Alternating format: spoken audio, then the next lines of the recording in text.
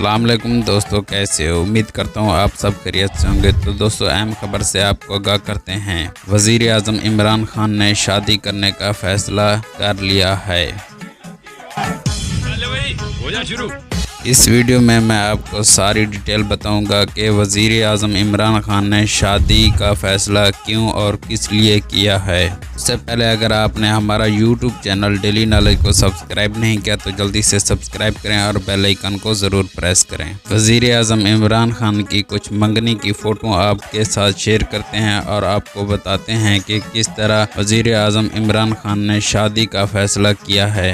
ना जाने वज़ीर आज़म इमरान खान ने पता नहीं कितनी शादियां की और अपनी बीवियों को छोड़ दी। आपके सामने अभी लाइव प्रूफ बताएंगे, लाइव प्रूफ दिखाएंगे कि वज़ीर आज़म